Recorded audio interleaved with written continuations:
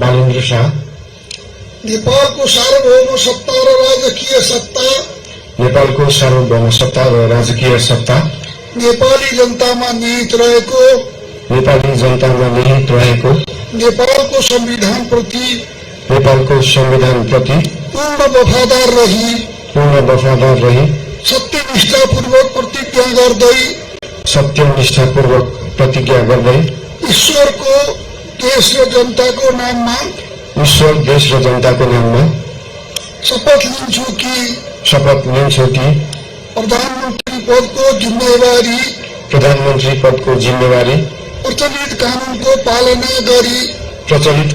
पालना गरी मुलुक र जनताको भलो चिताई कसैको डर नमानी पक्षपात नगरी पूर्वाग्रह वा खराब भावना नलिई ईमानदारीका साथ गर्नेछु र आफ्नो कर्तव्य पालनाको सिलसिलामा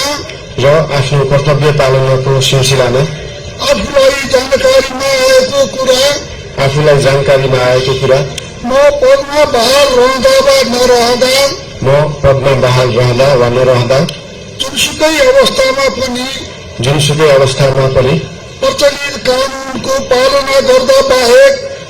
कानूनको पालना गर्दा बाहेक अरू अवस्थामा कुनै किसिमबाट पनि प्रकट वा संकेत गर्ने छैन। धन्यवाद। यसपछि नवनियुक्त सम्माननीय प्रधानमन्त्रीज्यूलाई आफ्नो आसनमा रही शपथ पत्रमा हस्ताक्षर गरिदिनु हुन अनुरोध गर्दछु।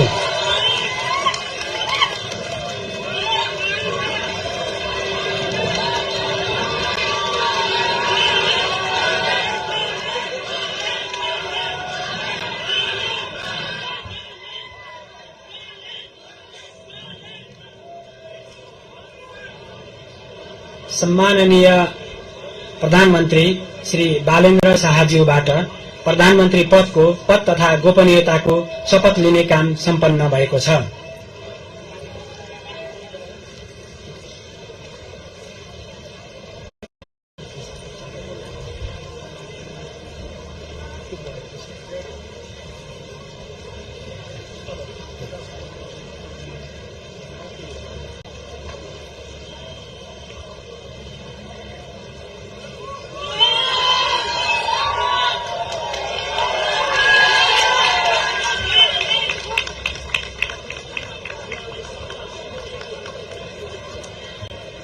नवनियुक्त सम्माननीय प्रधानमन्त्रीज्यूलाई राष्ट्रपतिको कार्यालयको तर्फबाट हार्दिक बधाई तथा शुभकामना व्यक्त गर्दछौं।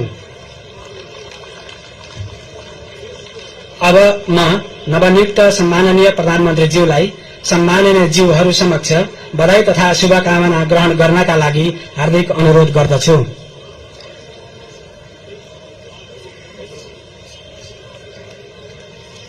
अब मञ्चमा आसीन सम्माननीय ज्यूहरूसँग परिवारजन सहित सामूहिक तस्विर लिने प्रयोजनका लागि शरीक भइदिनु हुन नवनियुक्त सम्माननीय प्रधानमन्त्रीज्यूलाई अनुरोध गर्दछु। दल बन्यो र राष्ट्रपाका वरिष्ठ नेता बालेन्द्र शाह बहुमत प्राप्त दलको हैसियतबाट वरिष्ठ नेता बालेन्द्र शाह प्रधानमन्त्रीमा नियुक्त हुनु भएको हो। यस सँगसँगै सम्माननीय राष्ट्रपतिज्यूले सम्माननीय प्रधानमन्त्रीज्यूको सिफारिसमा नेपालको संविधान बमोजिम आजै देहाय बमोजिमको मन्त्री परिषद गठन गर्नुभएको छ। सोको जानकारी गराउन चाहन्छु। सम्माननीय प्रधानमन्त्री बालेन्द्र शाह रक्षा, उद्योग, वाणिज्य तथा आपूर्ति, माननीय डाक्टर सोरेन वाग्ले मन्त्री अर्थ मन्त्रालय, माननीय श्री सुरन गुरुङ मन्त्री गृह मन्त्रालय, माननीय श्री शिशिर खनाल मन्त्री परराष्ट्र मन्त्रालय, माननीय श्री सुनिल लम्साल मन्त्री भौतिक पूर्वाधार तथा यातायात शहरी विकास मन्त्रालय, माननीय श्री विराज भक्त श्रेष्ठ मन्त्री ऊर्जा, जलस्रोत तथा सिंचाई मन्त्रालय, माननीय श्री खड्गराज पौडेल, मन्त्री संस्कृति पर्यटन तथा नागरिक उड्डयन मन्त्रालय। माननीय श्री सस्मित पोखरेल, मन्त्री शिक्षा विज्ञान प्रविधि तथा युवा तथा खेलकुद मन्त्रालय। माननीय श्री निशा मेहता, मन्त्री स्वास्थ्य तथा जनसंख्या खानेपानी मन्त्रालय। माननीय डाक्टर विक्रम तिमिल सेना, मन्त्री संचार तथा सूचना प्रविधि। माननीय श्री प्रतिभा रावल, मन्त्री संघीय मामिला तथा सामान्य प्रशासन, भूमि व्यवस्था, सहकारी तथा गरिबी निवारण। माननीय श्री शोभिता गौतम, मन्त्री कानून न्याय तथा संसदीय मामिला। माननीय श्री गीता चौधरी, मन्त्री कृषि तथा पशुपक्षी विकास, वन तथा वातावरण। माननीय श्री दीपक कुमार शाह, मन्त्री श्रम रोजगार तथा सामाजिक सुरक्षा। माननीय श्री सीता बादी, मन्त्री महिला बाल बालिका तथा ज्येष्ठ नागरिक।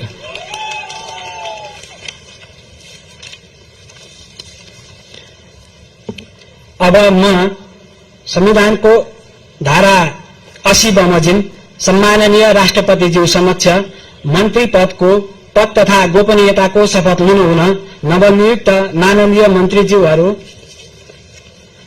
माननीय मन्त्री सोडिङ वाग्ले, माननीय मन्त्री सुदन गुरुङ, माननीय मन्त्री शिशिर खनाल, माननीय मन्त्री सुनिल लम्साल, माननीय मन्त्री विराजभक्त श्रेष्ठ, माननीय मन्त्री खड्गराज पौडेल, माननीय मन्त्री सस्मित पोखरेल, माननीय मन्त्री निशा मेहता, माननीय मन्त्री डाक्टर विक्रम तिमिल सिन्हा, माननीय मन्त्री प्रतिभा रावल, माननीय मन्त्री शोभिता गौतम, माननीय मन्त्री गीता चौधरी, माननीय मन्त्री दीपक कुमार शाह र माननीय मन्त्री सीता बादी ज्यूलाई मञ्चमा आमन्त्रण गर्दछु।